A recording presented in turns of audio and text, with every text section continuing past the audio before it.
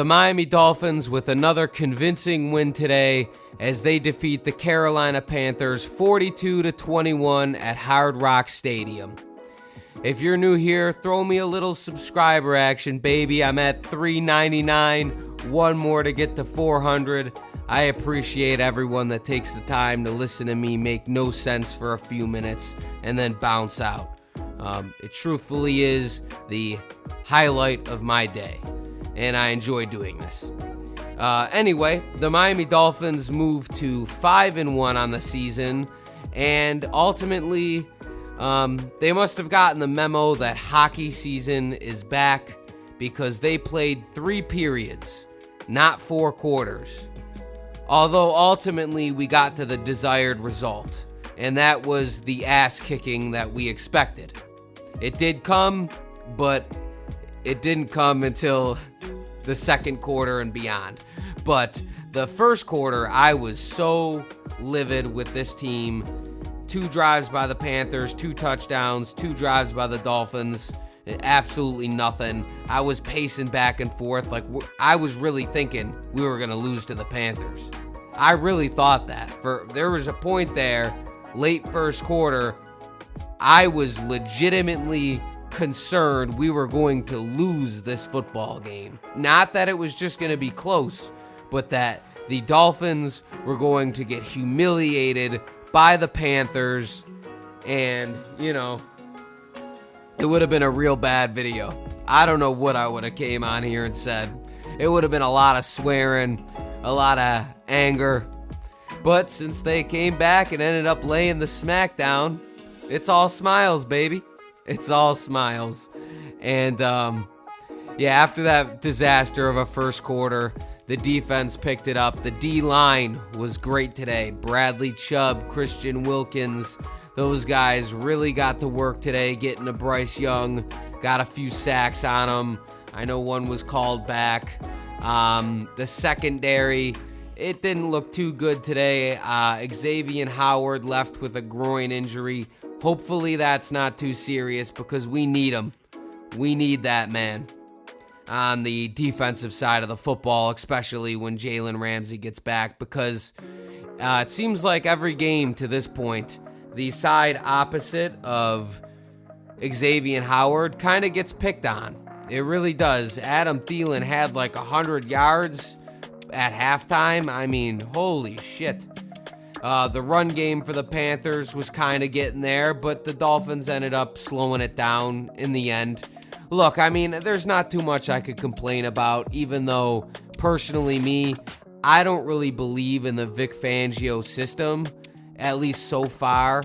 I think he's stubborn, and part of me, I don't know the man personally, but if you've ever had a family dinner and argued about some sort of topic with an old person, specifically an old white male, I can't speak on other ethnicities or anything. My family is all white as ghosts, but if you've had an argument with an old white male at Thanksgiving dinner, there is no fact you could bring to the table that will make them even slightly take your opinion into consideration. And, I don't know if that's what's going on with Vic Fangio, but it did seem like towards the end there was more blitzing. So hopefully he gets this defense going, because you can't let the Philadelphia Eagles dice you up for a half, then try to wake up in the second half like you did against the Bills and never woke up. I mean, I'm not too impressed by this, but they didn't get a single offensive point after the first quarter. So, I mean, how much bitching can I really do? I mean, they were all right. And the D-line was as advertised against a better offensive line than they played last week. So 2 weeks in a row, the defensive line does good. And, I can't stand Eli Apple. Can't stand him. It feels like every play, whoever he's guarding is open. Doesn't matter who it is. Could be a tight end. Could be a receiver. Eli Apple, I mean, I'm pretty sure you throw me out there, I could probably break his ankles, to be honest with you. But it is what it is. I don't get to make those choices. I'd like to see Cam Smith out there, but I'm not at the practices. I don't know what's really going on out there. But, it is what it is. It is what it is. So let's make the transition to the offensive side of the ball, as once again, the offense is as advertised.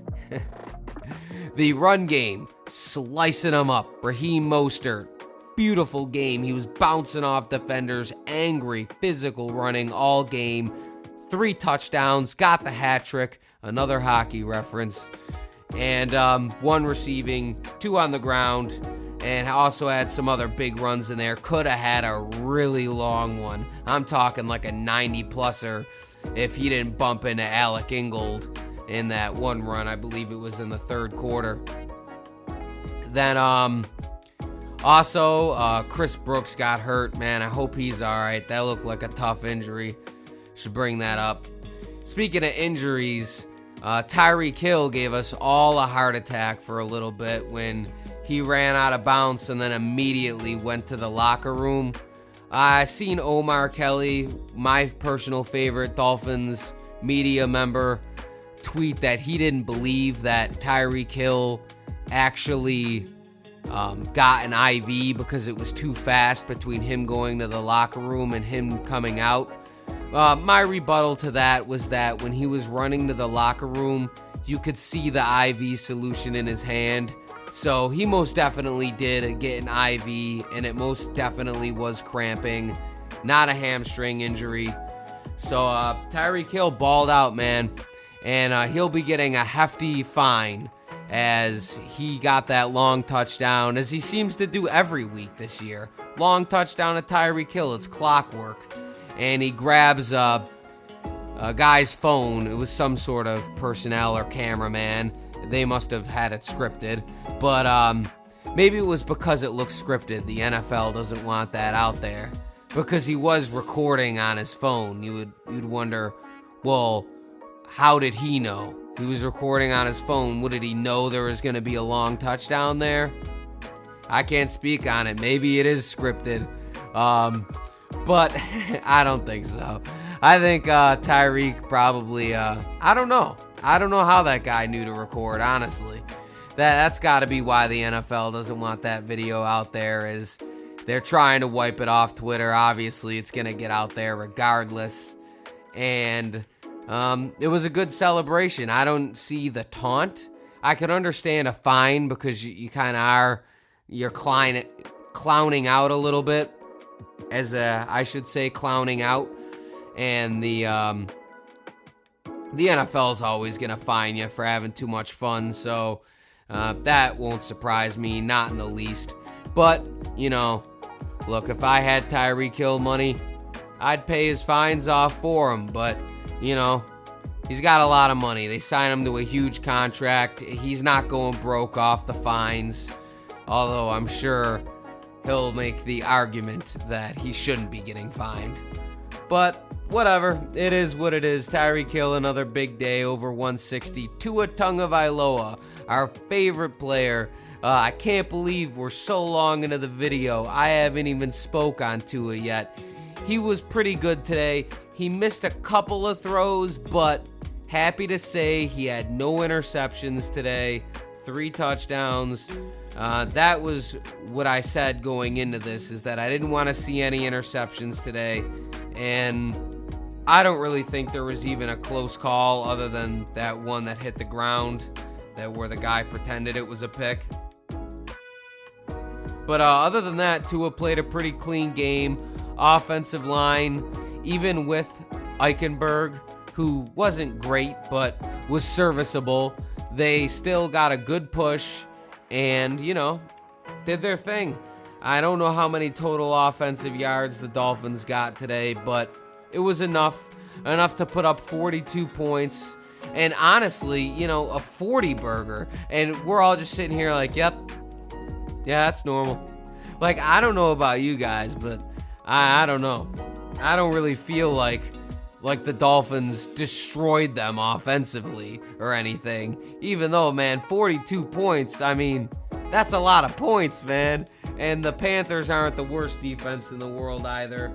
So, good on the Dolphins, offensively and defensively, for those 3 periods. Not quarters, those 3 periods. They were outstanding.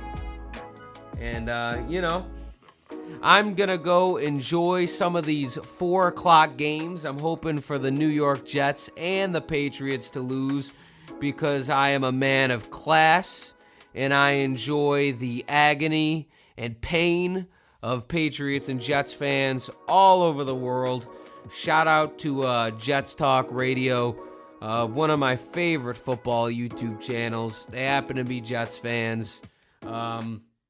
Yeah, big fans of those guys. I mean, I don't hate them. I don't hate them personally, but I do enjoy to watch the rage and the anger, which is probably why I would be a bad person to watch live, because I overreact to everything. I was fuming in that first quarter. I was pacing back and forth like we're about to lose to the fucking Panthers, man. Like, this can't happen. But, so yeah, that's how I am. I'm sure eventually I will transition to content like that. But as of right now, I'm chilling, enjoying myself, and I hope everyone has a wonderful rest of their Sunday. Shoot me a comment on your thoughts on the game, or don't. I try to respond to everyone. As long as you make sense, I respond to you.